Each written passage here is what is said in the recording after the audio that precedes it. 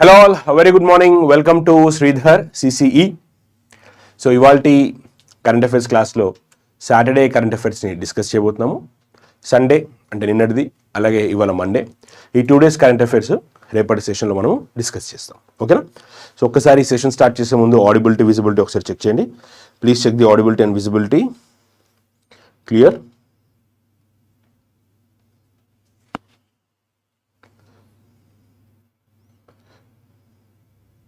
Yes, good morning everyone. Sound okay kada? Yes, clear? Right, perfect. So let's start the session. ఇంకా రావాలి కదా, వచ్చాక ఒక 2 minutes wait చేద్దాం. సో ఇక్కడ నిన్న మనకి సిసిఈ ఓవరాల్గా తెలంగాణ స్టేట్లో ఆల్మోస్ట్ ఎవ్రీ డిస్ట్రిక్ట్ హెడ్ క్వార్టర్స్లో అలాగే సెకండ్ గ్రేడ్ సిటీస్లో ఎస్ఏ కానిస్టేబుల్కి సంబంధించినటువంటి టాలెంట్ టెస్ట్ని కండక్ట్ చేసింది. ఆల్మోస్ట్ దాంట్లో ఓవరాల్మింగ్ రెస్పాన్స్ ఆల్రెడీ మనకి రిజిస్ట్రేషన్ దగ్గర తెలిసింది.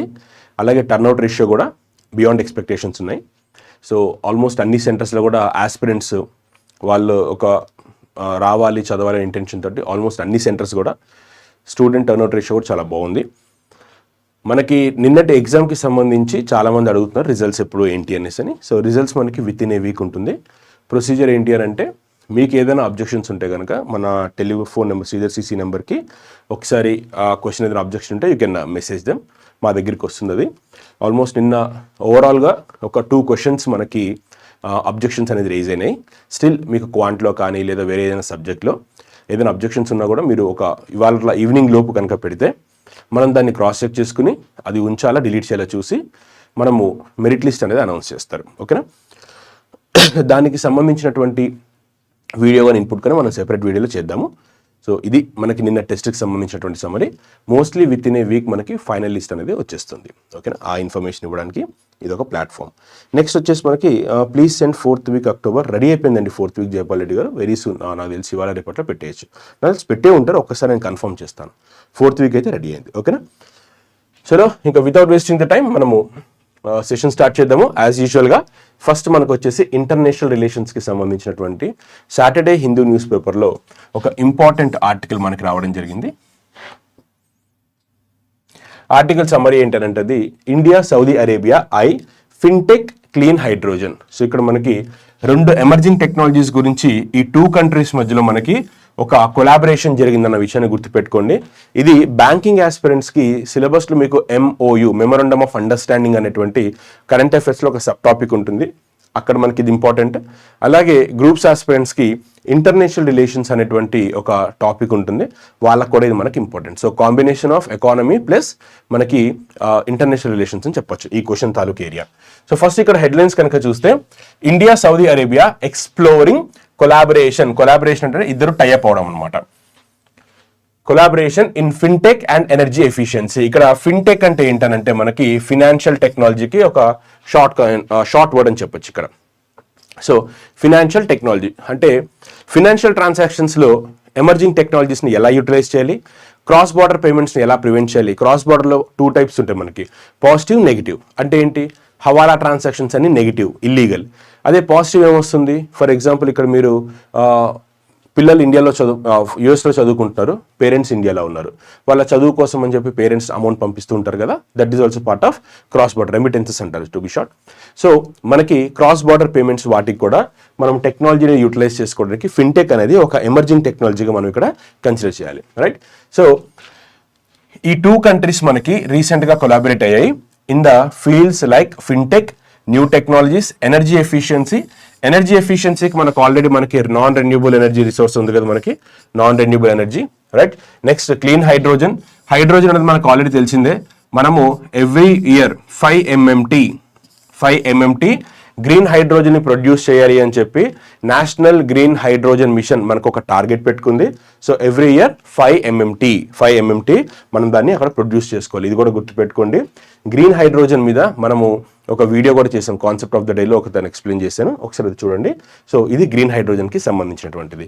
సో ఇక్కడ దీంతో పాటుగా textiles, mining to further Boost trade and investment. అంటే ఇక్కడ మనకి రీసెంట్గా ఇక్కడ మనకి సాటర్డే రోజు కరెంట్ అఫైర్స్ డిస్కస్ చేస్తున్నప్పుడు పీయూష్ గోయల్ గారు మనకి సౌదీ అరేబియాలో ఉన్నారని చెప్పి మనము ఆ రోజు క్లాస్లో డిస్కస్ చేసుకున్నాం, గుర్తుందా? ఒక సెషన్ అనేది, ఒక ఈవెంట్ అనేది కన్క్లూడ్ అయింది ఆయన అక్కడ ఉన్నారనేసి.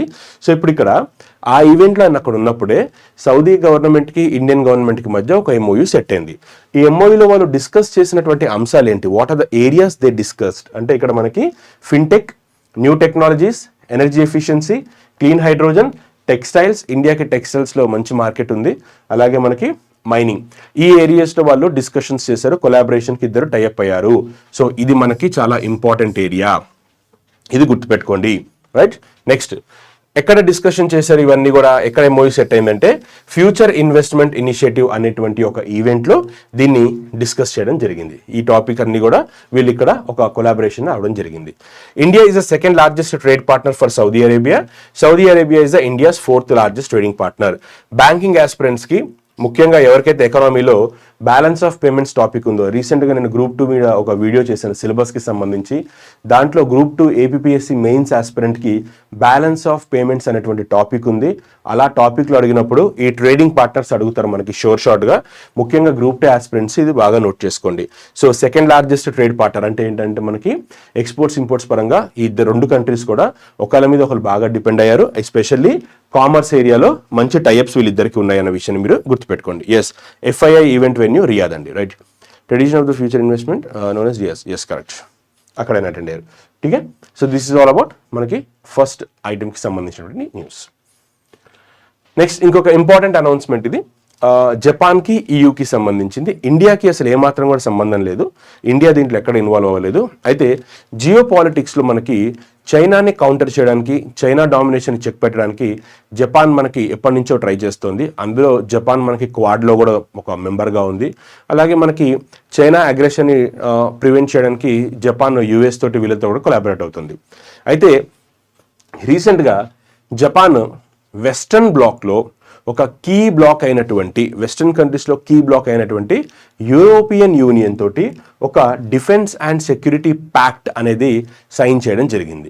సో ఇది మనకి ఇండియన్ కాంటెక్స్లో ఇంపార్టెంట్ కాదు, కానీ జియో పొలిటికల్ కాంటెక్స్లో ఎక్స్క్లూజివ్గా ఇంటర్నేషనల్ రిలేషన్స్ అండ్ సిలబస్లో ఎవరికైతే ఉంటుందో వాళ్ళకి ఇది వెరీ వెరీ ఇంపార్టెంట్. సో IRకి సంబంధించింది చూడండి, Japan and European union announced a new security and defense partnership.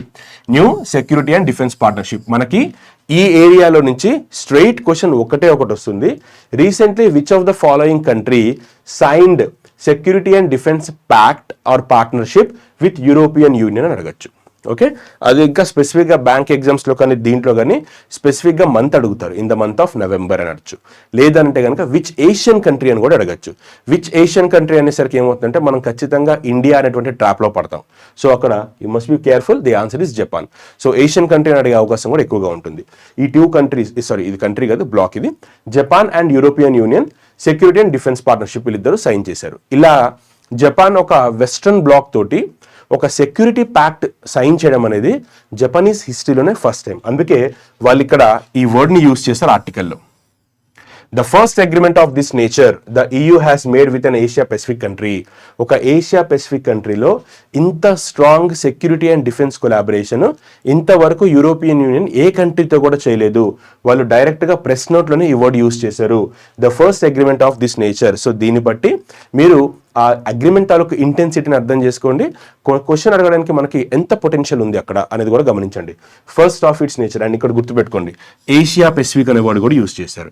So మనకి ఈ స్టేట్మెంట్ యాస్టీస్గా రావచ్చు, ఎందుకంటే వాళ్ళ అగ్రిమెంట్లో కూడా ఈ స్టేట్మెంట్ వాడారు. నిన్న హిందూలో, సాటర్డే హిందూలో కూడా ఇదే స్టేట్మెంట్ని వాళ్ళు యాస్టీస్గా మెన్షన్ చేశారు. సో ఈ స్టేట్మెంట్ చాలా చాలా ఇంపార్టెంట్ మనకి. ఇప్పుడు ఇంతకీ ఈ అగ్రిమెంట్ పర్పస్ ఏంటి అని అడిగితే ఇది పర్పస్ అనమాట. Now, what is the purpose? To develop cooperation on joint military drills. What is the meaning of joint military drills? మనకి డిఫెన్స్ ఎక్సర్సైజ్ ఉంటాయి. డిఫెన్స్ ఎక్సర్సైజ్లో మనకి యుద్ధ అభ్యాస్ అనేసి కానీ, వరుణ శక్తి అని కానీ, డిజర్ట్ ఈగల్ అని కానీ, ఇలాంటి రకరకాలుగా ఉంటాయి. సో ఇప్పుడు జపనీస్ డిఫెన్స్ యూరోపియన్ డిఫెన్స్ తోటి వాళ్ళు జాయింట్ మిలిటరీ డ్రిల్స్ అనేది వాళ్ళు ప్రాక్టీస్ చేసి వాళ్ళు వాళ్ళ దగ్గర నుంచి టెక్నాలజీ అనేది తీసుకుంటారు. నేను మీకు లాస్ట్ టైం కూడా ఒక పాయింట్ చెప్పాను, జపాన్కి డిఫెన్స్ అనేది లేదు. ఎందుకంటే సెకండ్ వరల్డ్ వార్లో అది క్రియేట్ చేసినటువంటి హ్యావక్ అంతా ఇంత కాదు. సో సెకండ్ వరల్డ్ వార్లో ఓడిపోయిన తర్వాత ఎప్పుడైతే హిరోషిమా నాగసాకి అటాక్ అయిపోయిందో అమెరికన్ గవర్నమెంట్ వాళ్ళతోటి ఇంకా ఒక MOU లాంటిది, ఒక అగ్రిమెంట్ లాంటిది సైన్ చేశారు. జపాన్ డిఫెన్స్ మెయింటైన్ చేయకూడదు అంటే మరి వాళ్ళకి డిఫెన్స్ ఫోర్సెస్ ఉన్నాయి కదా మీరు చెప్పిన దాన్ని బట్టి, అంటే డిఫెన్స్ ఫోర్సెస్ ఉన్నాయి కానీ జపాన్ ఎటువంటి టెక్నాలజీస్ని డెవలప్ చేయకూడదు. సో వారి కోసం అందుకే జపాన్ అంత అడ్వాన్స్ కంట్రీగా వెళ్ళడానికి మెయిన్ రీజన్ ఏంటంటే జపాన్కి డిఫెన్స్ మీద ఇన్వెస్ట్మెంట్ చేయాల్సిన అవసరం లేదు. జస్ట్ వాళ్ళు ఆర్మీని ట్రైన్ చేస్తున్నారు అంతే తప్ప వాళ్ళు టెక్నాలజీస్ ఎక్కువగా డెవలప్ చేయడానికి వాళ్ళకి అక్కడ స్కోప్ లేదు, అసలు చేయకూడదు కూడా.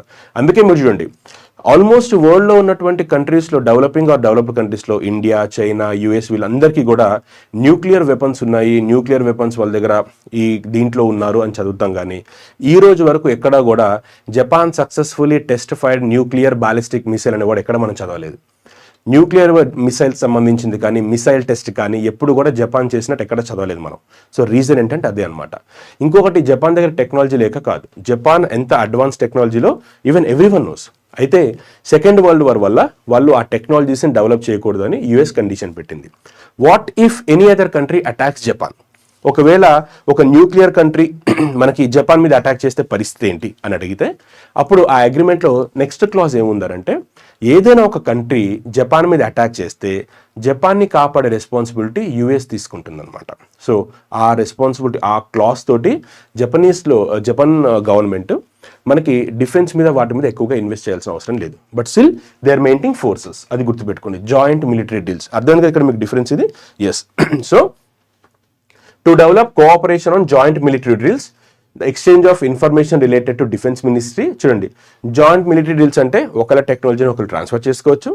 అలాగే exchange of information related. Exchange of information అంటే మీనింగ్ ఏంటంటే వీళ్ళ దగ్గర ఏదైనా డిఫెన్స్ ఇన్ఫర్మేషన్ ఉంటే 2 బ్లాక్స్కి సంబంధించి వాళ్ళు ఎక్స్చేంజ్ చేస్తారు, వీళ్ళు ఎక్స్చేంజ్ చేసుకుంటారు. ఇది మనకి. దీంతో పాటుగా ఇక్కడ ఇంకొక ఇంపార్టెంట్ సెక్టార్ ఉంది, అదేంటి అంటే స్పేస్ సెక్యూరిటీ కూడా వాళ్ళు డిస్కస్ చేయబోతున్నారు. ఇది మనకి ఈ ప్యాక్ట్ తాలూకు సమ్మరీ అనమాట. ఠీక్ హై, హోప్ ఐమ్ క్లియర్. సో ఇది మనకి పొటెన్షియల్ అడిగేటువంటి పొటెన్షియల్ క్వశ్చన్ ఇక్కడ పడే ఛాన్స్ ఉంది. Japan European union announce new security and defence deals, ఇది గుర్తుపెట్టుకోండి. రైట్. నెక్స్ట్ మనకి లాస్ట్ ఇయర్ G20 సమ్మిట్ ఇండియాలో జరిగింది. ఆల్మోస్ట్ ఇదే టైంలో మనకి G20 సెప్టెంబర్, అక్టోబర్, నవంబర్ అంతా కూడా India full of G20 mania. So India మొత్తం G20 ఎలా అంటే ఒక ఫీవర్ లాగా మొత్తం దాంతోటే ఉంది. లాస్ట్లో మనకి G20 సమ్మిట్ కన్క్లూజన్ టైంలో హానరబుల్ ప్రైమ్ మినిస్టర్ ఏం చేశారంటే ఆ G20కి సంబంధించినటువంటి సెగోల్ని డైరెక్ట్గా మనకి బ్రెజిల్ గవర్నమెంట్కి హ్యాండ్ ఓవర్ చేశారు. సో 2024లో G20 సమ్మిట్ ఎక్కడ జరగబోతుంది అంటే బ్రెజిల్లో జరగబోతుంది. ఇప్పుడు ఇక్కడ ఈ ఇయర్ మొత్తం కూడా G20కి సంబంధించినటువంటి ఈవెంట్స్ అన్ని బ్రెజిల్లోనే జరిగాయి అండ్ జరగబోతున్నాయి కూడా.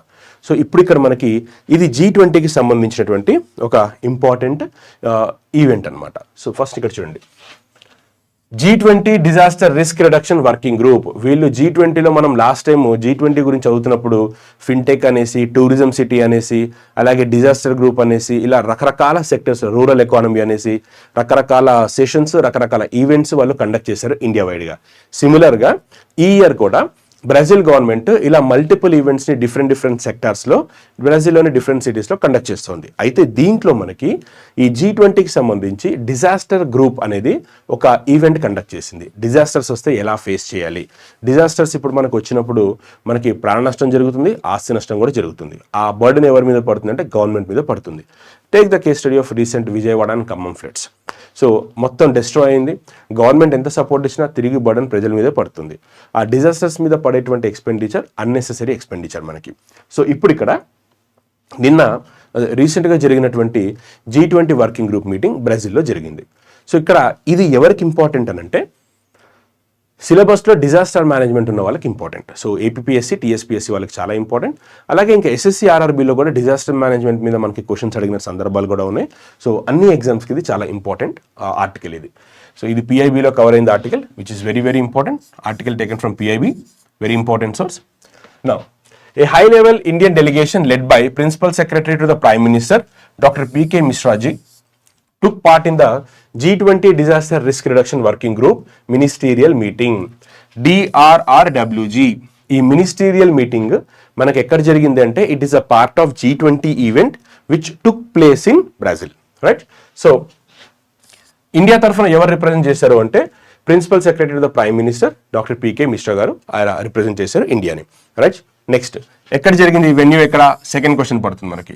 సెకండ్ క్వశ్చన్ వచ్చేసరికి venue Belem, Brazil. The first DRRWG అంటే ఇదనమాట. దీన్ని ఎక్కడ ఎస్టాబ్లిష్ చేశారంటే ఇండియా దీన్ని ఇనిషియేట్ చేసింది. ఎప్పుడు ఇనిషియేట్ చేసింది? G20 2023 మీటింగ్లో. సో ఇండియా ఇనిషియేట్ చేసినటువంటి ఈవెంట్ కాబట్టి, ఈ ప్రోగ్రామ్ కాబట్టి ఖచ్చితంగా మనకి ఫ్యూచర్లో క్వశ్చన్స్ అడుగుతారు. చూడండి, మీరు రీసెంట్గా ఎగ్జామ్స్ కనుక చూసుకుంటే ఇంటర్నేషనల్ సోలార్ అలయన్స్ ప్యారిస్ అగ్రిమెంట్లో మనకి కన్క్లూజన్ చేశారు. ఎప్పుడు చేశారు? అది 2015లో చేశారు. కానీ ఇప్పటికీ కూడా ప్యారిస్ అగ్రిమెంట్ మీద, ఇంటర్నేషనల్ సోలార్ అలయన్స్ మీద క్వశ్చన్స్ పడుతున్నాయి మనకి కాంపిటేటివ్ ఎగ్జామ్స్లో. ఈవెన్ రీసెంట్గా వచ్చిన ఎగ్జామ్స్లో కూడా పడ్డాయి క్వశ్చన్స్. సో ఇప్పుడు దాని అర్థం ఏంటంటే ఏదైనా ఒక ఇనిషియేటివ్ ఇండియా స్టార్ట్ చేసింది అని అంటే అది లాస్ట్ ఇయర్ స్టార్ట్ చేసింది కదా, ఈ ఇయర్ అడగకపోవచ్చు అని ఒక నెగిటివ్ దాంట్లోకి వెళ్ళిపోకండి. ఇండియా స్టార్ట్ చేసినటువంటి ఇంటర్నేషనల్ ఈవెంట్స్ ఏవైనా సరే మనకి ఫ్యూచర్లో కూడా ఖచ్చితంగా అడుగుతారు. ఆ విషయాన్ని ఇక్కడ మీరు గుర్తుపెట్టుకోండి, right? So first DRRW last year మనకి ఇండియాలో జరిగినటువంటి G20 ఈవెంట్లో ఇండియా లాంచ్ చేసినటువంటి ఈ ఈవెంట్ని ఈ ఇయర్ బ్రెజిల్ గవర్నమెంట్ కండక్ట్ చేసింది. అది దీని సమ్మరీ అనమాట ఇక్కడ. నౌ ఇప్పుడు ఇంతకీ దీని పర్పస్ ఏంటి అని అంటే డిజాస్టర్స్ వచ్చినప్పుడు ఎలా రియాక్ట్ అవ్వాలి, అలాగే మనకి డిజాస్టర్స్ వచ్చినా కూడా ప్రాణ నష్టం, ఆస్తి నష్టం జరగకుండా ఎలాంటి కన్స్ట్రక్షన్స్ చేపట్టాలి అన్న దాని మీద వీళ్ళు ఇక్కడ ఈ కాన్ఫరెన్స్లో వాళ్ళు డిసిషన్స్ తీసుకుంటారు. Consensus arrived. కాన్సెన్సస్ అంటే ఏకాభిప్రాయం. Consensus arrived in the finalising the first ministerial declaration on the disaster risk reduction. So ఇప్పుడు వీళ్ళు ఫస్ట్ డిక్లరేషన్ అనేది ఇవ్వబోతారు. ఫస్ట్ డిక్లరేషన్ ఇవ్వబోతున్నప్పుడు దీంట్లో డిజాస్టర్స్కి సంబంధించి టార్గెట్స్ ఏముంటాయి, ఎలాంటి బిల్డింగ్స్ కట్టాలి, ఎలా మనము డిజాస్టర్స్కి ఫండ్ ఏర్పాటు చేసుకోవాలి, డెవలపింగ్ కంట్రీస్ని, ఐలాండ్ కంట్రీస్ని ఎలా కాపాడాలి, అక్కడ ప్రజల్ని ఎలా మనం రక్షించుకోవాలి అన్న దాని మీద ఒక డిక్లరేషన్ వస్తుంది. గుర్తుందా మీకు? కాన్ఫరెన్స్ ఆఫ్ పార్టీస్ అని ఉంటుంది. Hope you remember this.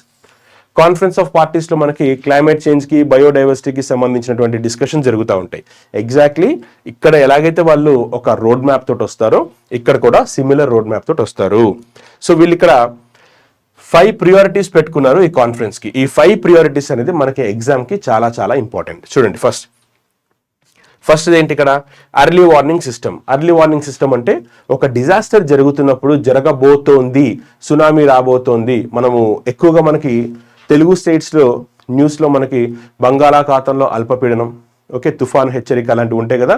Early warning system ముందుగా మనకి ప్రజల్ని అప్రమత్తం చేయడానికి ఇది వాడతారు. So this is early warning system before the disaster.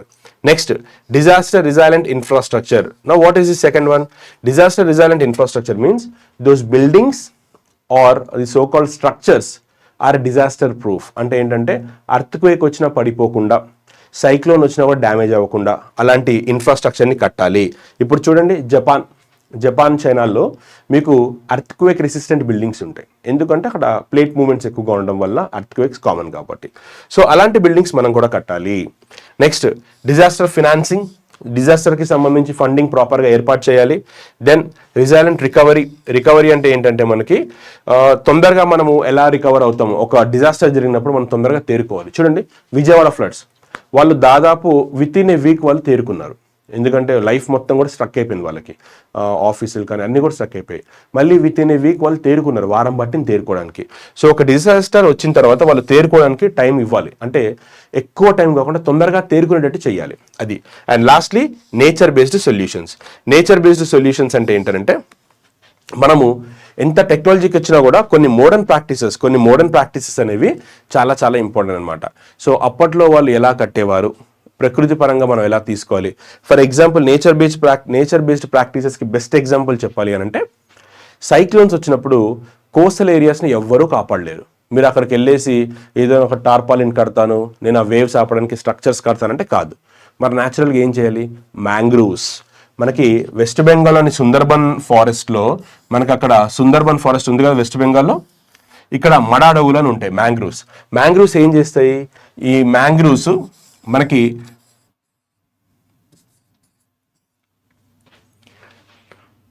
బాగా ఫాస్ట్గా వస్తున్నట్టు వేవ్స్ని కానీ టైడ్స్ని కానీ ఆ చెట్లు ఆపుతాయి అనమాట. సో అది nature based solutions. Mangroves is the best example for that. Clear? ఏమైనా డౌట్స్ ఉన్నాము ఇక్కడ? Yes, very good morning. So any doubts here? అర్థం కదా, ఇది వెరీ వెరీ ఇంపార్టెంట్. ఇది కూడా ఆర్టికల్ మనకి ఖచ్చితంగా క్వశ్చన్ అడిగేటువంటి అవకాశం ఉంది, ముఖ్యంగా గ్రూప్స్ ఆస్పిరెంట్కి, అలాగే మనకి ఎస్ఎస్సి వాళ్ళకు కూడా అడిగే ఛాన్స్ ఉంటుంది ఇది. Right? Yeah. Mangroves protect the cyclone. Yes, correct. 28th formation day. Yes, correct. Clear? Next Garuda Shakti. మనకి ఇందాక నేను చెప్పాను కదా జాయింట్ మిలిటరీ డ్రిల్స్ అనేసి. ఒక డిఫెన్స్ ఎక్సర్సైజ్ వచ్చినప్పుడు, ఆల్రెడీ పాత ఆస్పిరెంట్స్కి నేను చెప్పాను, మళ్ళీ కొత్త వాళ్ళకు కూడా ఒకసారి చెప్తాను. మీరు ఒక డిఫెన్స్ ఎక్సర్సైజ్ చదువుతున్నప్పుడు కరెంట్ అఫైర్స్లో, ఆ డిఫెన్స్ ఎక్సర్సైజ్ ఏ కంట్రీస్ మధ్య జరిగింది, అది ఎక్కడ జరిగింది, ఈ 2 క్వశ్చన్స్ మనకు ఎక్కువగా అడిగేటువంటి ఛాన్స్ ఉంటుంది.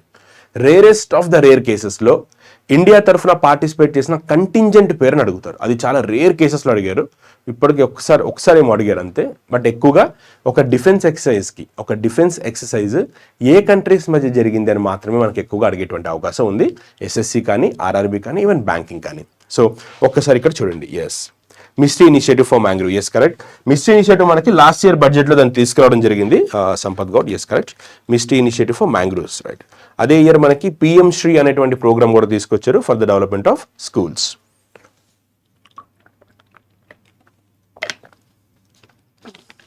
రైట్.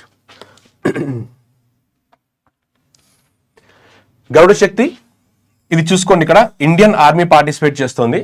మనకి 3 ఫోర్సెస్ ఉంటాయి. ఆ 3 ఫోర్సెస్లో ఆర్మీ, నేవీ, ఎయిర్ ఫోర్స్. గరుడ శక్తి అనేది ఎవరు పార్టిసిపేట్ చేస్తారో ఒకసారి చూసుకోండి. ఎగ్జామ్స్లో నేను ఆల్రెడీ మీకు చెప్పాను, మన బ్రెయిన్ చాలా యాక్టివ్గా బియాండ్ పార్టిసిపేట్ చేస్తుంది, బియాండ్ యాక్టివ్గా పనిచేస్తుంది మన బ్రెయిన్. గరుడ శక్తి అని మనకి తెలియని సందర్భంలో మనం ఆర్మీయా, నేవియా, ఎయిర్ ఫోర్స్ అడిగినప్పుడు మనకి రామాయణం గుర్తొస్తుంది. గరుడ పక్షి ఎగురుతుంది కాబట్టి గరుడ శక్తి ఎయిర్ ఫోర్స్ అనేటువంటి అంత డెప్త్ నాలెడ్జ్ కూడా మనకి వెళ్ళిపోతాం. ఆ టైంలో మన బ్రెయిన్ మన మాట కూడా వినదు, ఖచ్చితంగా మనల్ని ఎయిర్ ఫోర్స్ వైపు తీసుకెళ్తుంది. బట్ ఆన్సర్ ఏముంది ఇక్కడ మనకి? ఇండియన్ ఆర్మీ ఉంది. అది గుర్తుపెట్టుకోండి. గరుడ శక్తి రిలేటెడ్ టు ఆర్మీ. ఓకేనా? సో ఎగ్జామినేషన్లో మనం ఎంత కష్టపడతామో తెలుసు కదా. ఆన్సర్ రాకపోయినా బబ్లింగ్ చేయాలన్న కసి, పట్టుదల మనల్ని ఎవరు ఆపలేరు ఆ టైంలో. Right? Okay. So Indian army special contingent of 25 personnel departed to Indonesia for the joint exercise Garuda Shakti. So ఇక్కడ మనకి ఇది ఎవరెవరికి అర్థమైంది అయితే, ఇక్కడ మనకి ఇండోనేషియాలో ఈవెంట్ జరుగుతుంది. ఇండోనేషియాలో ఈవెంట్కి ఇండియన్ ఆర్మీ కంటింజెంట్ రీసెంట్గా స్టార్ట్ అయింది. మనకి ఇది నవంబర్ 1 నుంచి నవంబర్ 12 వరకు ఈ ఎక్సర్సైజ్ జరగబోతోంది. డేట్స్ ఇంపార్టెంట్ కాదు మనకి. ఆర్మీ పార్టిసిపేట్ చేస్తుంది. ఎక్కడ వెళ్ళి పార్టిసిపేట్ చేసింది? ఇండోనేషియాలో పార్టిసిపేట్ చేసింది. రైట్. ఎన్నో ఎడిషన్ ఇది అంటే 9th ఎడిషన్. సో ఓవరాల్గా 9th ఎడిషన్ ఆఫ్ ఇండోనేషియా లేదా India Indonesia joint special forces exercise Garuda Shakti. Right. So 9th edition అని గుర్తుపెట్టుకోండి. 9th edition of Garuda Shakti between India and Indonesian forces. It is related to land. So Indian army will participate in this. Yes, correct. So what is the purpose of this military exercise? To develop bilateral military cooperation. So military cooperation అంటే ఏంటంటే 2 countries మధ్య, ఇందాక మనము EU Japan చదువుకున్నాం కదా, సిమిలర్గా ఇది కూడా అలాంటి మీనింగ్ వస్తుంది. టెక్నాలజీ ట్రాన్స్ఫర్ కానివ్వండి, వాళ్ళిద్దరి మధ్య కోఆపరేషన్ కానివ్వండి, అది ఇంప్రూవైజ్ అవ్వడానికి ఈ మిలిటరీ ఎక్సర్సైజ్ అనేది హెల్ప్ అవుతుంది మనకి. So to strengthen bond between 2 armies through discussions and rehearsal of tactical military drills. మన దగ్గర ఉన్నటువంటి టాక్టిక్స్ని వాళ్ళు నేర్చుకుంటారు, వాళ్ళ దగ్గర ఉన్నది మనం నేర్చుకుంటాం. Next, Indian contingent is being represent by troops from parachute regiment. Indian army నుంచి ఏ గ్రూప్ వెళ్తుంది? ఇక్కడ మనకి పారాషూట్ రెజిమెంట్ వెళ్తుంది. అలాగే మనకి ఇండోనేషియా నుంచి స్పెషల్ ఫోర్సెస్ కొపాసస్ అనేటువంటి ఫోర్సెస్ దీంట్లో వీళ్ళు పార్టిసిపేట్ చేస్తున్నారు. రైట్. సో ఇది మనకి గరుడ శక్తికి సంబంధించినటువంటి ఇన్ఫర్మేషన్. ఎన్నో ఎడిషన్ ఇది? 9th edition. ఇండియన్ ఆర్మీ ఎక్కడికి మూవ్ అయింది? ఇండోనేషియాకి మూవ్ అయింది. సో ఇండియన్ ఫోర్సెస్ని రిప్రజెంట్ చేసినటువంటి ట్రూప్ ఏది? Parachute regiment. Next, Vajra Prahar. ఇంకొకటి నుసాంతారా. Right, correct. నుసాంతారానే వాడుతున్నారు వాళ్ళు ఎక్కువగా. సో అదే స్టిక్ అవ్వండి. ఓకేనా? బట్ కొన్ని న్యూస్ పేపర్స్లో జకర్తా అని కూడా వాడుతున్నారు. సో వాళ్ళ గవర్నమెంట్ మాత్రం నుసాంతారా అని చెప్పింది. Stick to that. Okay. Vajra Prahar India. Yes, correct. ఇప్పుడు అదే వస్తుంది. వజ్ర ప్రహార్ వచ్చింది. Right, perfect.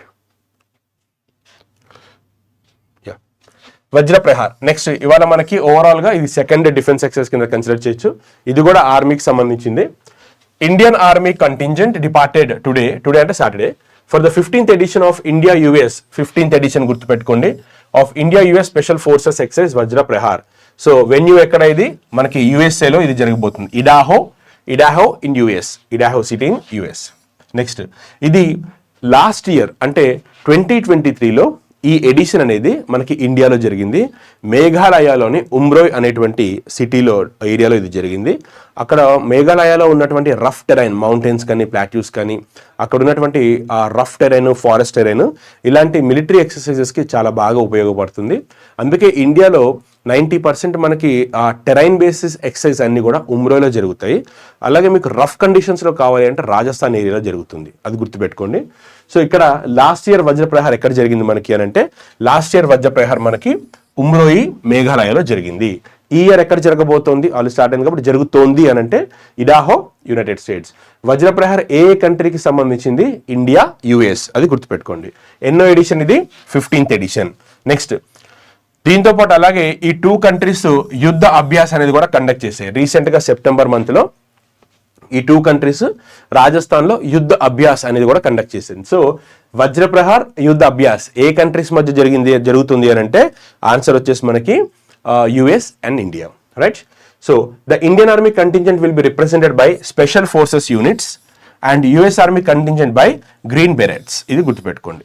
ట్రూప్స్ మ్యాక్సిమం అడగరు, బట్ ఇప్పుడు క్వశ్చన్స్ మనకి ఎగ్జామ్స్ కనుక చూస్తుంటే క్వశ్చన్స్ తాలూకు ట్రెండ్ చేంజ్ అవుతుంది. క్వశ్చన్స్ చాలా డెప్త్గా అడుగుతున్నారు, దాంతోపాటుగా మనకి చాలా లోతుగా అడుగుతున్నారు క్వశ్చన్స్ని. సో మనం పైన చూసుకుంటే కాదు, ఈ ట్రూప్స్ కూడా అడుగుతున్నారు కాబట్టి ఒకసారి అది కూడా చూసుకోండి. Next, what is the purpose of this Vajra Prahar?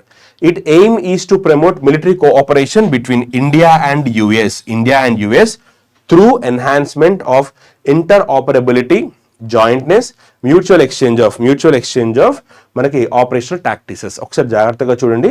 వీటి పర్పస్ ఏంటి అంటే simple, joint military cooperation, okay అక్కడికి ఓకే సెట్ అయింది. ఇంటర్ఆపరేటబిలిటీ అంటే వాళ్ళ దగ్గర ఉన్నటువంటి గ్యాడ్జెట్స్లో కానివ్వండి, జాయింట్నెస్, దీంతో పాటుగా ఎక్స్చేంజ్ ఆఫ్ ఇన్ఫర్మేషన్ కానివ్వండి, ఇలాంటి విషయాల మీద వాళ్ళిద్దరూ కూడా వాళ్ళు ఇంటరాక్ట్ అవుతారు. ఓకే, జనరల్గా ఈ డిఫెన్స్ ఎక్సర్సైజ్ అనేవి 99% ఆఫ్ ద కేసెస్లో ఒక ఫ్రెండ్లీగా ఉన్న కంట్రీస్ మధ్య జరుగుతాయి. ఏలియన్ కంట్రీస్ మధ్య జరగవు. Like India Pakistan defence exercise చేశారు, ఎప్పుడో రేరెస్ట్ ఆఫ్ ద రేర్గా చేస్తారు. ఇండియా చైనా వాళ్ళు ప్రాక్టీస్ చేస్తారు, నార్త్ ఈస్ట్ రీజన్స్లో ప్రాక్టీస్ చేస్తారు. ఎందుకు చేయరు అంటే ఆల్మోస్ట్ తెలిసిందే కదా, ఒకరి వీక్నెస్ ఒకరికి తెలుస్తుంది కాబట్టి ఓన్లీ ఫ్రెండ్లీ ఉన్న కంట్రీస్ తోటే చేస్తారు. వాళ్ళు కూడా లిమిటెడ్ నాలెడ్జ్ని మాత్రమే వాళ్ళు చెప్తారు, బియాండ్ వాళ్ళు చెప్పరు. ఎందుకంటే వరస్ట్ కేసులో వాళ్ళిద్దరికీ వార్ జరిగింది అనుకోండి ప్రాబ్లం అవుతుంది కాబట్టి, సో ఒక లిమిటెడ్ లెవెల్ వరకు వాళ్ళు డిస్కషన్స్ పెట్టుకుంటారు. ఓకేనా, రైట్. అలాంటివి జరపరు. ఓకే, ఇప్పుడు నార్త్ కొరియా యుఎస్ ఇలాంటివి చేయరు అనమాట. జైసల్మేర్ అక్కడే మనకి టెరెన్ సెట్ అవుతుందండి. కోల్ ఇండియా క్వశ్చన్ ఇంపార్టెంట్ కాదు, జస్ట్ ఒక పిఎస్యు. ఇది పిఎస్యు రీసెంట్గా అంటే పబ్లిక్ సెక్టర్ అండర్టేకింగ్ రీసెంట్గా ఇది 50th ఇయర్ సెలబ్రేట్ చేసుకుంది. అంతకుమించి ఇక్కడ క్వశ్చన్ ఏం లేదు, బట్ పిఐబిలో నిన్న హైలైట్ చేశారు దాని గురించి. ఒక్కసారి పాసింగ్ రిఫరెన్స్గా చూద్దాము.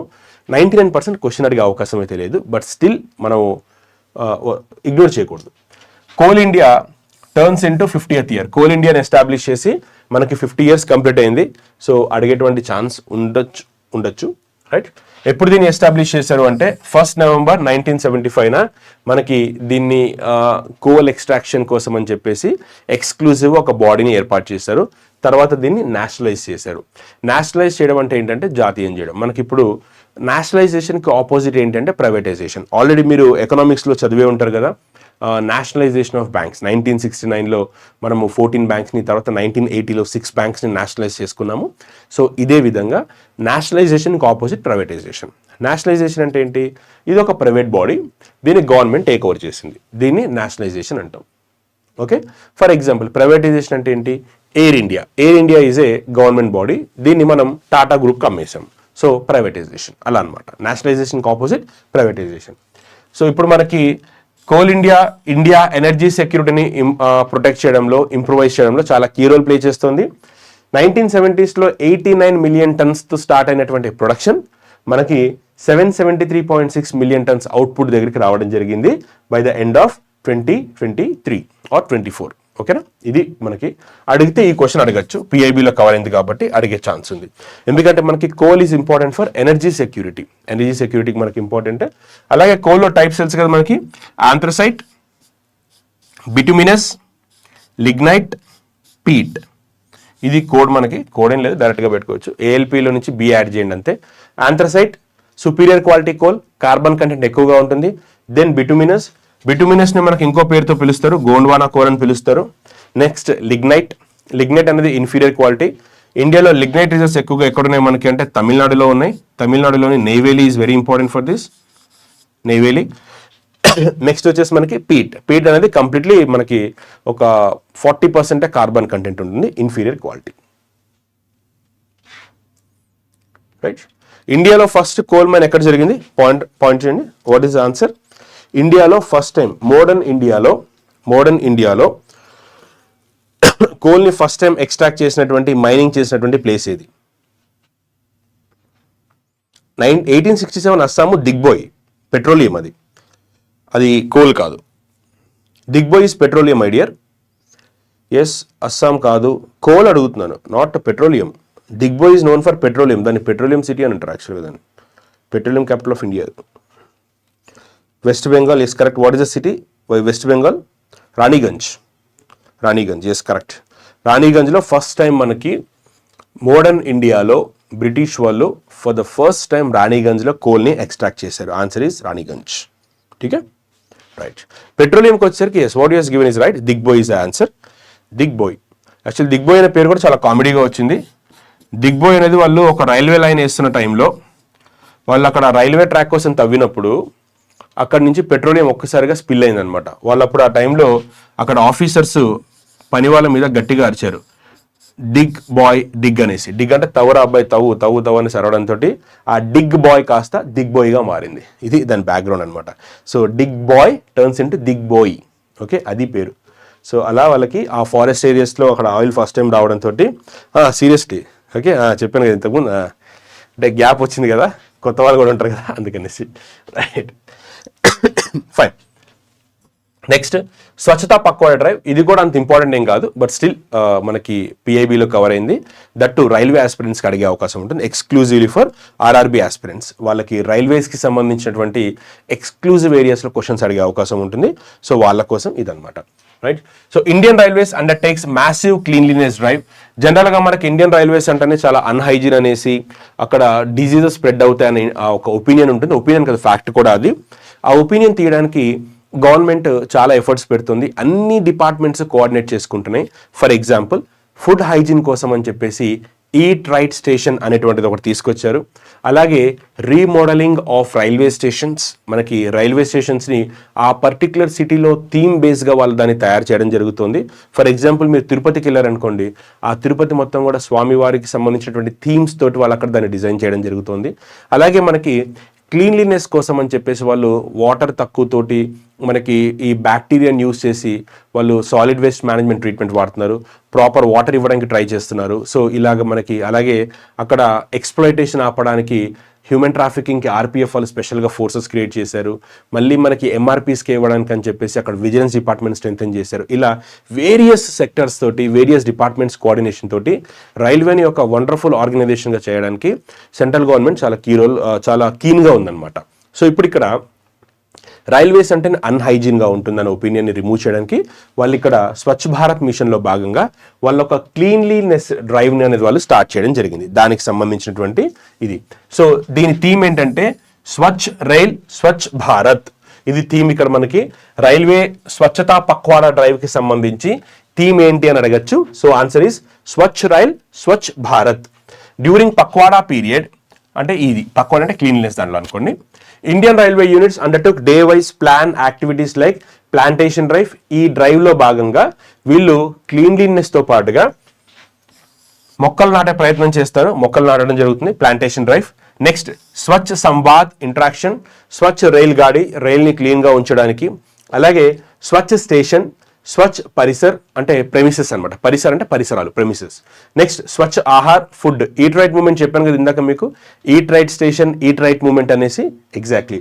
అలాగే స్వచ్ఛ ప్రసాదన్. ఇలా మనకి డిఫరెంట్ ఏరియాస్కి సంబంధించి రైల్వే ఏరియాని క్లీన్గా ఉంచడానికి వీళ్ళు ఇలా మల్టిపుల్ ప్రోగ్రామ్ స్టార్ట్ చేశారు. ఎక్కువగా ఇది ఆర్ఆర్బీ ఆస్పిరెంట్స్కి అడిగేటువంటి ఛాన్స్ ఉంటుంది ఎగ్జామ్లో. వాళ్ళు ఒకసారి దీని మీద ఫోకస్ చేయండి, సరిపోతుంది. Okay, next GST receipts. మనకి which constitutional amendment deals with GST? మీకు నేను సాటర్డే రోజు డిస్కస్ చేశాను ఇది. Which constitutional amendment deals with GST? Yes, first sleeper Vande Bharat train is going train 18 years.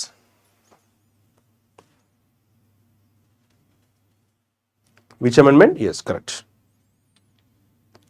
279A వచ్చేసి మనకి ఇక్కడ జాగ్రత్తగా వినండి. 279A వచ్చేసి అవి జిఎస్టీ కౌన్సిల్కి సంబంధించింది. 279A related to 279A related, this is a article. This article deals with GST council. GST council is a constitutional body which is created by the Honorable President of India. So 122nd amendment వచ్చేసి bill పెట్టడానికి, but approval అయింది 101. Article వచ్చేసరికి 279, article వచ్చేసరికి 279A, right, clear. So 279A deals with GST council. Amendment number వచ్చేసరికి మనకి 101, right.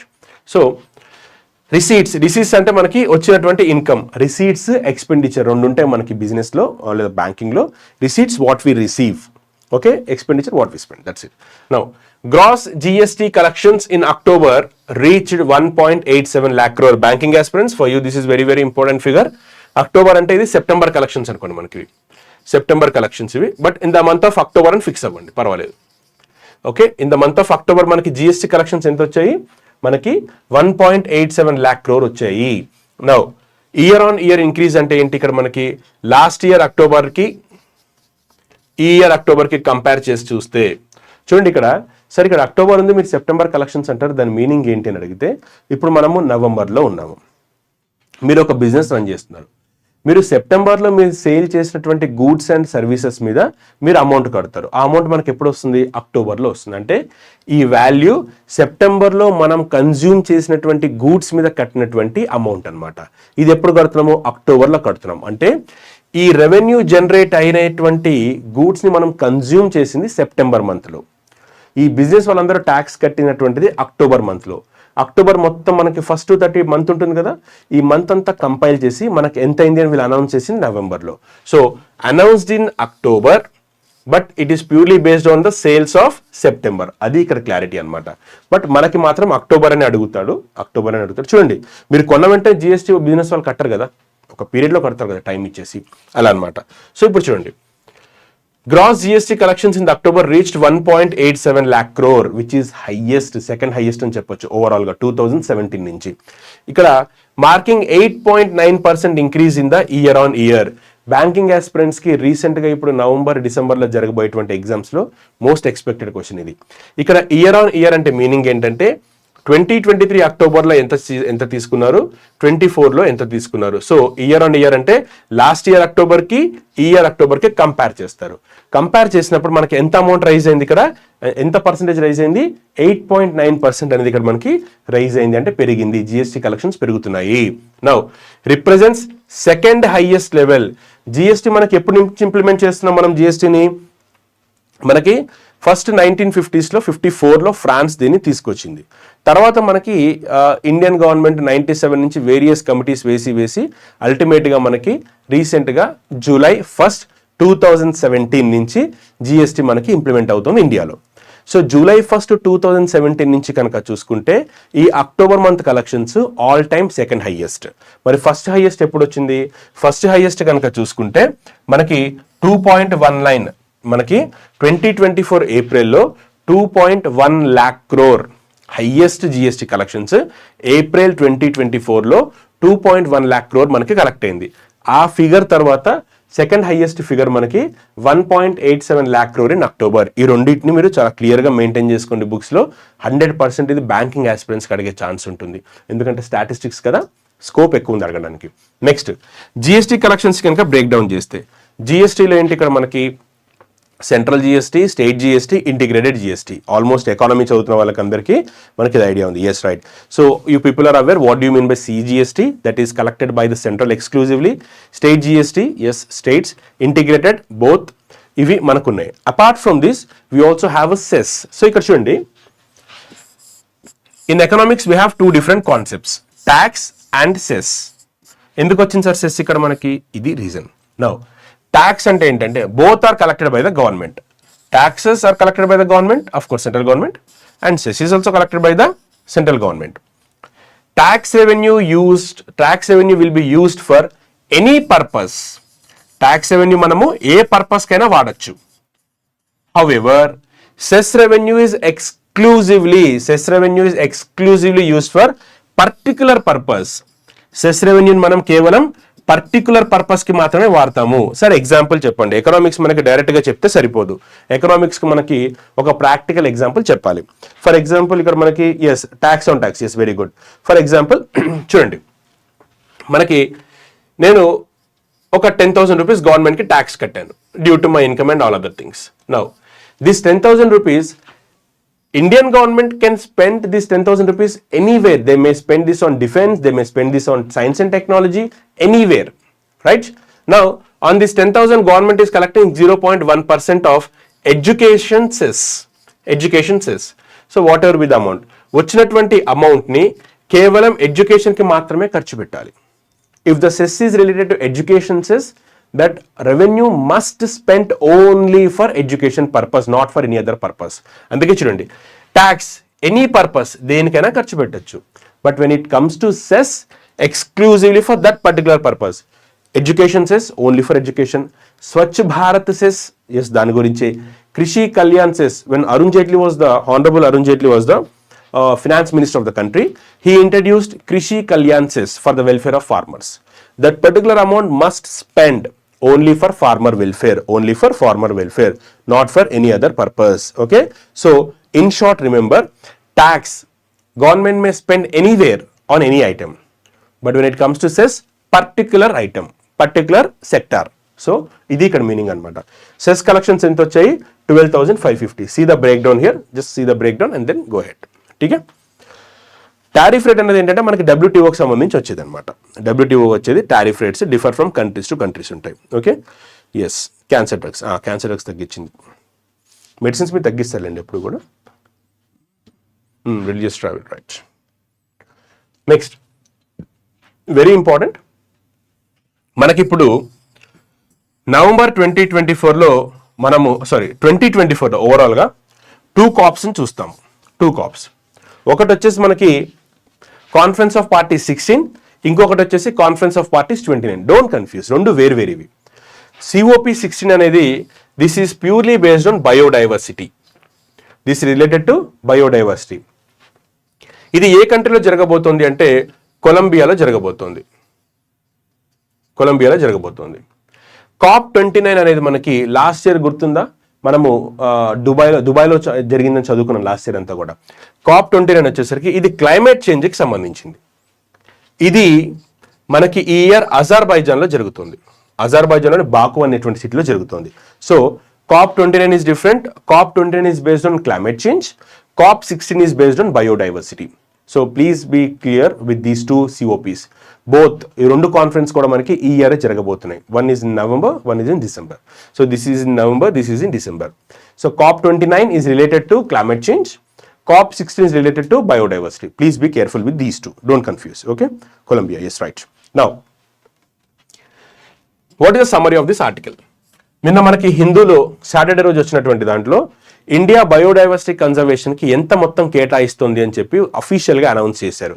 So India expects to spend around 81,664 crores from the financial year 25 to 2030 on biodiversity conservation. Very important answer. ఇది ఎవరైనా mains రాసే descriptive రాసిన వాళ్ళు ఈ point రాయొచ్చు, చాలా మంచి మార్క్స్ ఉంటాయి మీకు. ఈవెన్ సివిల్స్లో కానీ గ్రూప్స్లో కానీ yes you can write this. దీంతో పాటుగా ఆబ్జెక్టివ్ ఎగ్జామ్స్ రాసుకోవచ్చు.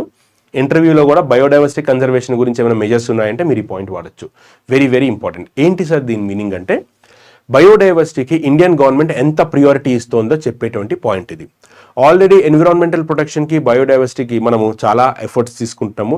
86 environment protection act, 2002 biodiversity act, రీసెంట్గా మనకి 2024లో నిన్న సాటర్డే రోజు చెప్పాను కదా మీకు, కొత్తగా రూల్స్ని నోటిఫై చేశారు అనేసి. ఎస్, ఫండమెంటల్ రైట్స్లో మనకి ఆర్టికల్ 21 ప్రొటెక్షన్ ఆఫ్ నేచర్, డిపిఎస్పిలో ఉంది మనకి, right.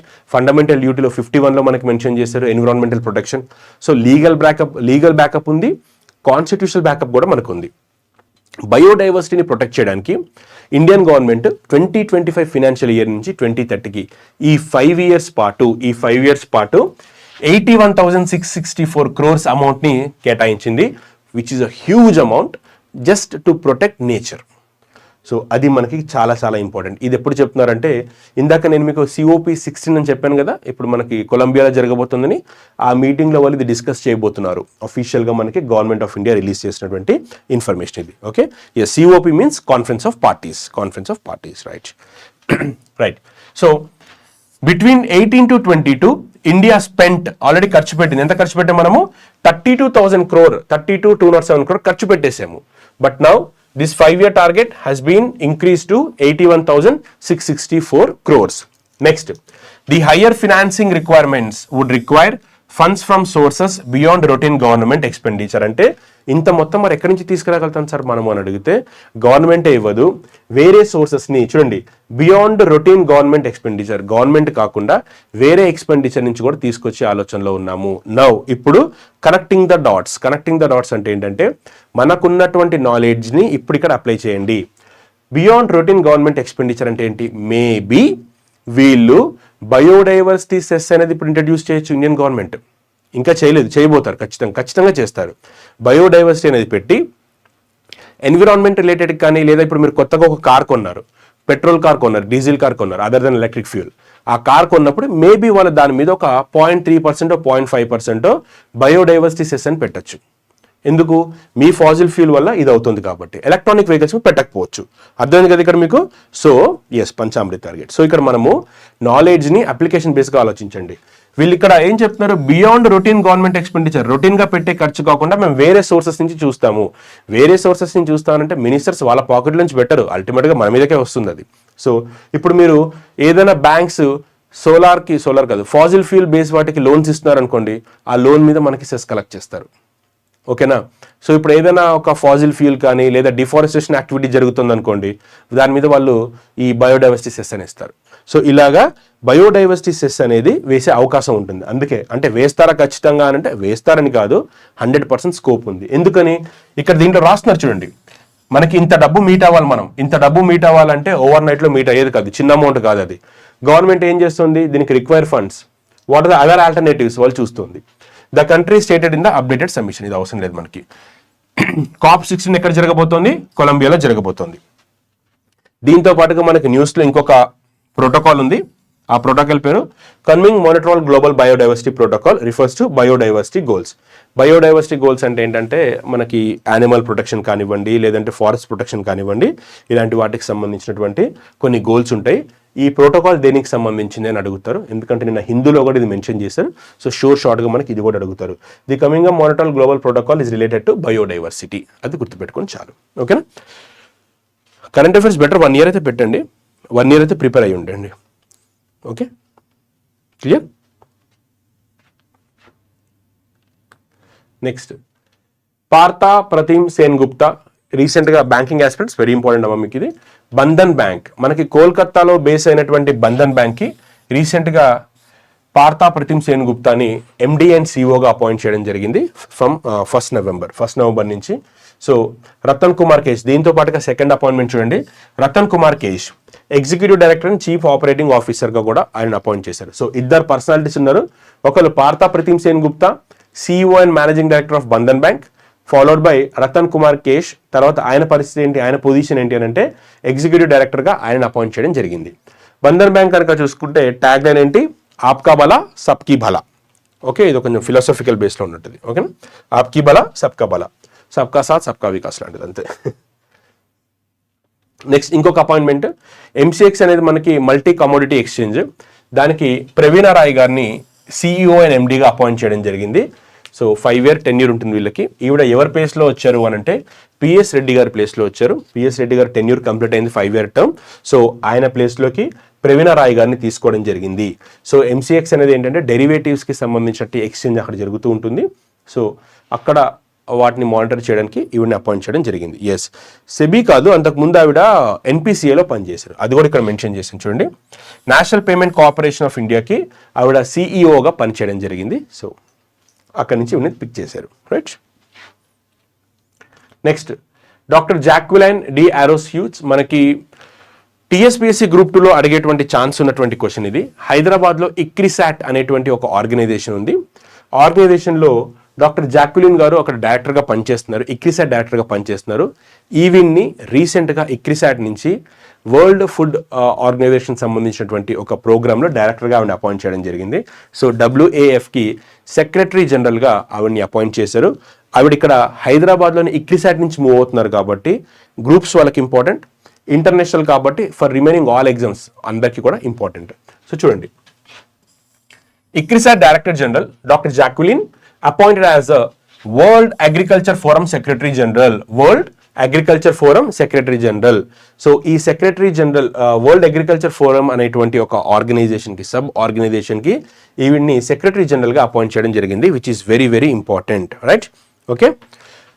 Dr. Hughes has over 30 years of experience in agriculture research for development and is highly regarded for her leadership in tackling the pressing global challenges of food insecurity. అంటే ఈవిడకి ICRISAT అనేది ఏంటంటే మనకి ఇండియాలో ఓవరాల్గా food క్రాప్స్కి సంబంధించి food production పెరగడానికి, Indian geographical కండిషన్స్కి తగ్గట్టుగా food production పెంపొందించడానికి, న్యూట్రిషన్ సెక్యూరిటీ ఇంప్రూవైజ్ చేయడానికి ఇక్కడ క్రాప్స్ మీద వీళ్ళు ఎక్స్పెరిమెంట్ చేస్తారు. సో ఈ క్రాప్స్కి సంబంధించి ఈవిడ చాలా కీ రోల్ ప్లే చేశారు. ఫుడ్ ఇన్సెక్యూరిటీని ఓవర్కమ్ అవ్వడానికి, మ్యాల్ న్యూట్రిషన్ని ఓవర్కమ్ అవ్వడానికి చాలా జీన్ మేడ్ క్రాప్స్ని తీసుకురావడం జరిగింది. సో ఆవిడ ఎఫర్ట్స్ని దృష్టిలో పెట్టుకుని ఆవిడని ఇంటర్నేషనల్ లెవెల్కి ఎలివేట్ చేయడం జరిగింది. సో ఇప్పుడు she's experience, she's very good in tackling food insecurity, sustainable agriculture, rural development and some of the most vulnerable regions. So ఆవిడ ఎక్స్పీరియన్స్ ఇప్పుడు వరల్డ్ వైడ్గా యూటిలైజ్ చేయడానికి WAFకి ఆవిడ్ని ట్రాన్స్ఫర్ చేయడం జరిగింది, సెక్రటరీ జనరల్గా అపాయింట్ అయ్యారు. Under the leadership of doctor Jacqueline, ICRISAT was honoured with the African food prize 2021. ఇది మనకి గ్రూప్స్ ఆస్పిరెంట్కి చాలా ఇంపార్టెంట్, గ్రూప్స్ వాళ్ళకి very very important. Now who is the present chairman of WAF? Rudy Rabbinge. ఈ world agriculture forum అనేది 1997లో create చేశారు. Right, bank exams cover అయినప్పుడు ఖచ్చితంగా చెప్తాను సిద్ధు, ఓకే, డోంట్ వరీ. మనకి న్యూస్ పేపర్లో కవర్ అయితేనే I can cover. Right, so డెఫినెట్గా చెప్తాను, ఎందుకంటే మింట్ ఒకటి, బిజినెస్ పేజ్ ఒకటి, రెండు ట్రై చేస్తాను. అంత ఇన్ఫర్మేషన్ లేదు, ఎక్కువగా క్యూ రిజల్ట్స్ అవి ఎక్కువగా వస్తున్నాయి, బట్ డెఫినెట్గా ఇంపార్టెంట్ అయితే కవర్ చేస్తాను, డోంట్ వరీ. ఓకే, ముఖ్యంగా RBI అనే సర్క్యులర్ వచ్చినా డెఫినెట్గా కవర్ చేస్తాను, ఏం ఇబ్బంది పడకండి. సో ఇంకా ఇది కాకుండా మిజిలియస్ న్యూస్ చూడండి. Election commission approved Alka Tiwari the chief secretary of Uttarakhand. మనకి సాటర్డే హిందూ న్యూస్ పేపర్లో వచ్చిన, ఉత్తరాఖండ్ కదా, జార్ఖండ్. సో అల్కా తివారీ గారిని చీఫ్ సెక్రటరీ ఆఫ్ జార్ఖండ్ స్టేట్కి అపాయింట్ చేయడం జరిగింది. జనరల్గా మనకి చీఫ్ సెక్రటరీ పొజిషన్ని స్టేట్ గవర్నమెంట్ అపాయింట్ చేస్తుంది. అయితే అక్కడ ఎలక్షన్స్ ఉండడం వల్ల, ఎలక్షన్ కోడ్ అమల్లో ఉండడం వల్ల అపాయింట్మెంట్స్, బ్యూరోక్రసీ అపాయింట్మెంట్స్ అన్నీ కూడా ఎవరు చూస్తారు ఆ టైంలో? ఎలక్షన్ కమిషన్ చూస్తుంది. సో ఎలక్షన్ కమిషన్ మనకి అల్కా తివారీ గారిని చీఫ్ సెక్రటరీగా అపాయింట్ చేయడం జరిగింది. ఆవిడ 1988 బ్యాచ్కి చెందినటువంటి IAS ఆఫీసర్. ఓకేనా, సో ఒక్కసారి చూసుకోండి. ఎస్, ఓకే, హిందూలో వచ్చింది, important article. Just take a screen shot, running notes రాసేసుకోండి. అల్కా తివారీ 1998 బ్యాచ్ ఆవిడ, అది గుర్తుపెట్టుకోండి. ఓకే, అలాగే మనకి అజయ్ కుమార్ సింగ్ని DGPగా కూడా అపాయింట్ చేశారు.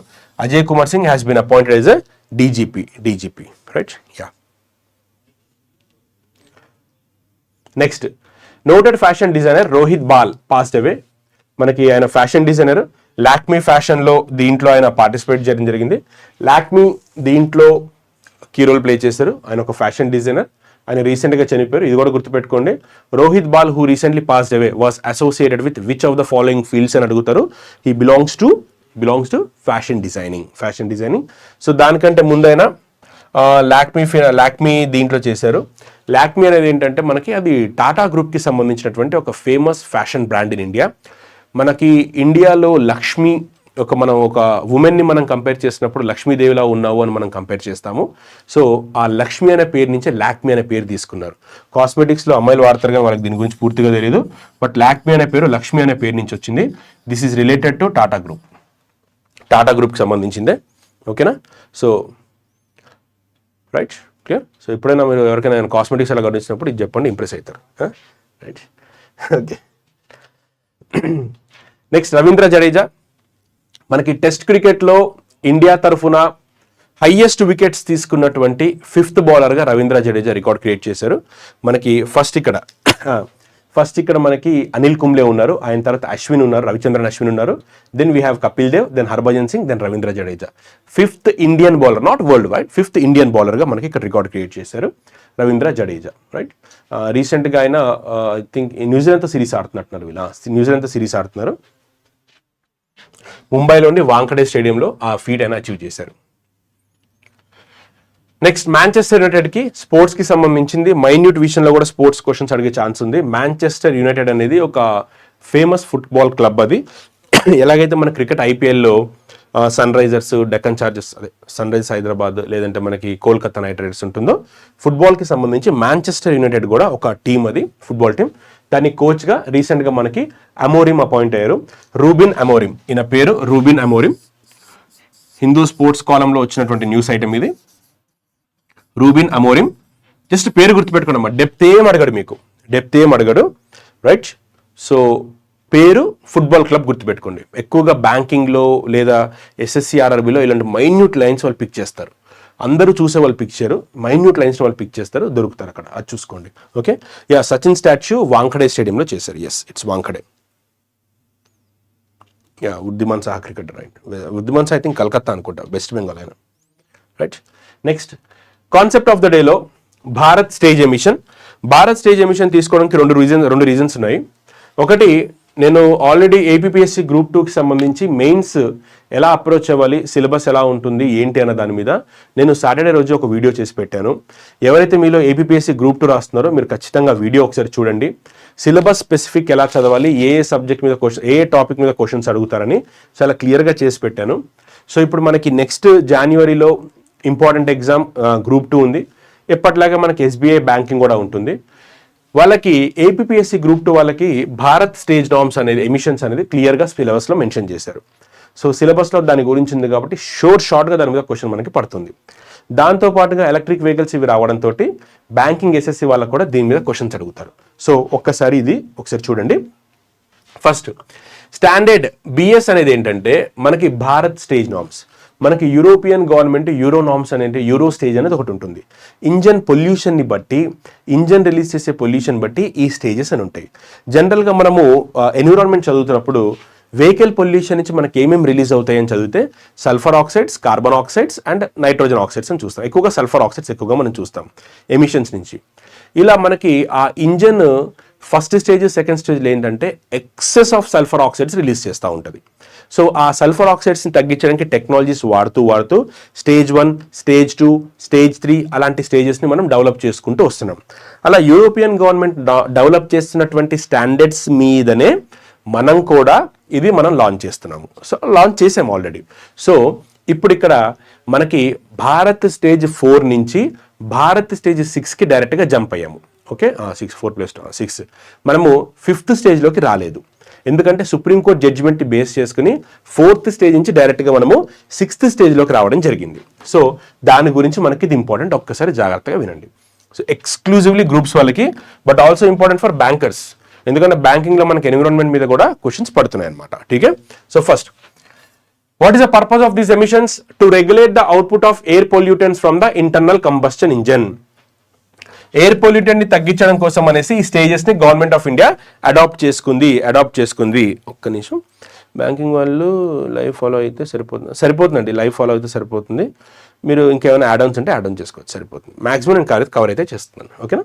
Next, India has adopted BS emission standards since 2000. ఇది గుర్తుపెట్టుకోండి అమ్మా, ఇది అడుగుతారు క్వశ్చన్. స్టాటిక్ కూడా అడిగే ఛాన్స్ ఉంది. 2000 నుంచి మన ఇండియాలో BS ఎమిషన్స్ అనేది మనం తీసుకురావడం జరిగింది. మనం దాన్ని ఎక్కడి నుంచి ఇన్స్పైర్ అయ్యాము? We inspired from European Union norms, EU norms. ఓకేనా. మీకు ఆల్రెడీ గుర్తుందో లేదో ఎన్క్యాప్ అని ఒకటి ఉంటుంది. ఎన్క్యాప్ అనేది ఏంటంటే క్రాష్ టెస్ట్ కండక్ట్ చేసి కార్లకి వాళ్ళు స్టార్ రేటింగ్స్ ఇస్తారు. 3 star rating, 4 star rating, 5 star rating అనేసి. యూరోప్లో మీరు యూట్యూబ్లో వీడియోస్ కూడా చూడొచ్చు దానికి సంబంధించింది. కార్ క్రాష్ అయినప్పుడు ప్యాసింజర్ సేఫ్టీ బేస్ చేసుకుని ఈ స్టార్ రేటింగ్ అనేది ఇస్తారు. సిమిలర్గా దీన్ని బేస్ చేసుకునే ఇండియన్ గవర్నమెంట్ భారత్ ఎన్క్యాప్ అనేది లాంచ్ చేసింది. భారత్ ఎన్క్యాప్ అనేది కూడా లాంచ్ చేసింది. ఇది నేను తర్వాత కవర్ చేస్తాను. ఇక్కడ వద్దు, ఇది తర్వాత కవర్ చేస్తాను, ఎందుకంటే నెక్స్ట్ మనకి హిందూ క్లాస్ ఉంది కదా మూర్తి సార్ది. సో ఇది తొందరగా కంప్లీట్ చేస్తాను. రైట్, నెక్స్ట్ వచ్చేసి మనకి భారత్ ఎన్క్యాప్ తర్వాత చేద్దాము. బిఎస్ ఎమిషన్స్ మనం ఎక్కడి నుంచి మనం ఇన్స్పైర్ అయ్యామంటే యూరోపియన్ యూనియన్ నుంచి మనం ఇన్స్పైర్ అయ్యాము. సో BS2, BS3 మనం ఆల్రెడీ 2005లో BS2, 2010లో BS3ని మనము లాంచ్ చేయడం జరిగింది. BS4 వచ్చేసరికి 2017లో లాంచ్ చేసాము. కానీ based on the supreme court judgement India BS4 నుంచి డైరెక్ట్గా ఎక్కడికి జంప్ అయింది? BS6కి జంప్ అయింది. 2020 నుంచి ఇండియాలో తయారు చేయబోతున్నటువంటి లేదా చేస్తున్నటువంటి వెహికల్స్ అన్నీ కూడా మనకి కంపల్సరీ BS6కి నార్మ్స్ మీదే ఉండాలి అని చెప్పి ఒక రూల్ తీసుకొచ్చింది. మరి BS4కి 6కి తేడా ఏంటి అని అడిగితే సింపుల్, ఏం లేదు.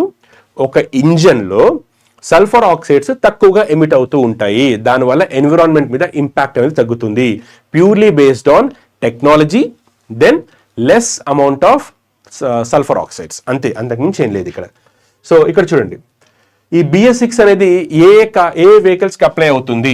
ఏ వెహికల్స్కి అప్లై అవుతుంది అని అంటే మనం వాడే కార్లు, ట్రక్లు, బస్సెస్, 3 వీలర్స్, ఓకే, 2 వీలర్స్ అందరికీ అప్లికేబుల్ అవుతుంది. ఎవరికి అప్లికేబుల్ కాదు అని అంటే ఇది ఇంపార్టెంట్. BS6 ఎవరికి అప్లై కాదు అని అడుగుతారు. So that is very important for us. Tractors, backhoe అంటే అగ్రికల్చర్లో యూటిలైజ్ చేసేటువంటి మషినరీకి అప్లికేబుల్ కాదు. That's it. సో అప్లికేబుల్ ఎస్, బ్యాన్ దేనికి? పొల్యూషన్ ఎక్కువ రిలీజ్ చేస్తుంది కదా, అందుకే దాన్ని బ్యాన్ చేస్తారనమాట. ఓకే, పొల్యూషన్ ఎక్కువగా రిలీజ్ చేస్తుంది కాబట్టి. రైట్, సో మన టెలిగ్రామ్ ఛానల్ లింక్ పెడతారు, అక్కడ చూడండి. పవన్ కళ్యాణ్ గారు మన క్లాస్ చూస్తున్నారా? థ్యాంక్స్. ఓకే, సో అగ్రికల్చర్ మెకనైజేషన్కి సంబంధించినటువంటి వెహికల్స్ మీద దాని మీద ఇది అప్లికేబుల్ కాదు. రైట్, నెక్స్ట్ BS4కి BS6కి డిఫరెన్స్ ఏంటి అని అడిగితే ఆన్సర్ వచ్చేసి మనకి amount of sulphur content in the fuel. So మనకి 50 ppm BS4లో రిలీజ్ చేస్తే BS6కి వచ్చేసరికి మనకి 10 ppm మాత్రమే రిలీజ్ చేస్తుంది. సో ఎన్విరాన్మెంట్ మీద బర్డెన్ తగ్గిస్తుంది, నెగిటివ్గా మనకి బర్డెన్ తగ్గిస్తుంది. Next ppm in BS6 fuel is for both gasoline and diesel. Hence BS6 engines are very good and they release less pollutants. ఇది గుర్తుపెట్టుకోండి.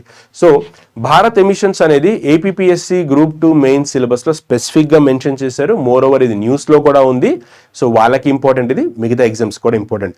First understand what is BS4, what is BS6, then what is the difference, applicability, non applicability, that is good enough.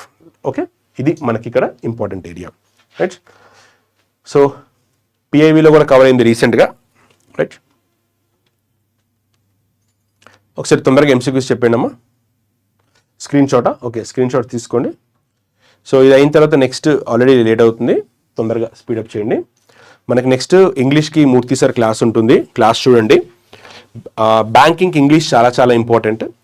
So ఆయన regional students కూడా తగ్గట్టుగానే మనకి బైలింగ్వెల్లో class తీసుకుంటున్నారు, English plus తెలుగులో.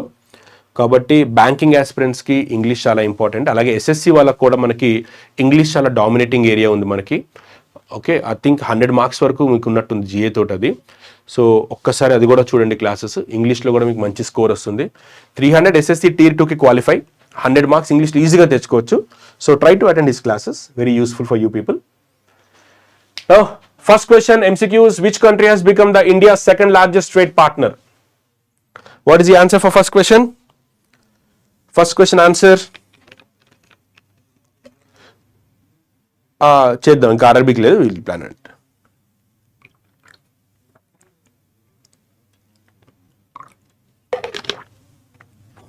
Yes, first answer is Saudi Arabia. Second one, Garud Shakti ఎవరెవరికి? Garud Shakti is army exercise. ఇందాక నేను మీకు క్లియర్గా చెప్పాను. Garud Shakti is army exercise.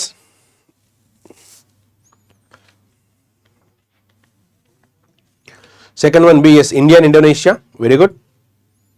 India and Indonesia. Third one, what was the GST's collection in October 2023? Gross GST collections. Gross GST collections in October 2023.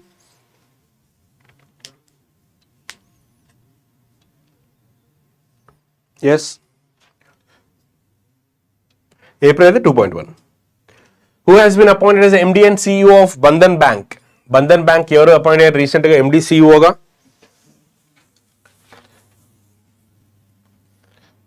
Yes.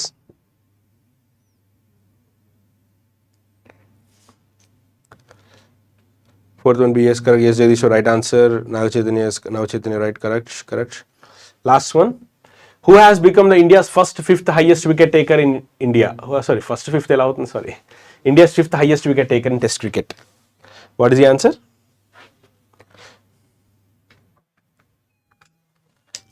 Yes, what is the answer? Sorry, comments చూడండి. Comments.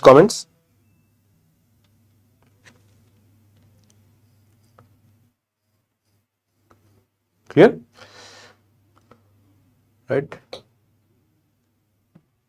ఒకసారి comments చూడండి. Comments కనిపించట్లేదు. ఒక్కసారి comments పెట్టండి. I'm unable to see the comments. Yes, right. Jadeja, right. Okay, that's all with the today's class. Right. We'll meet you tomorrow. Rep manamu Sunday, Monday current affairs ni cover chedamu. Thanks for watching, and please do watch Hindu editorial class. That's it. Have a good day.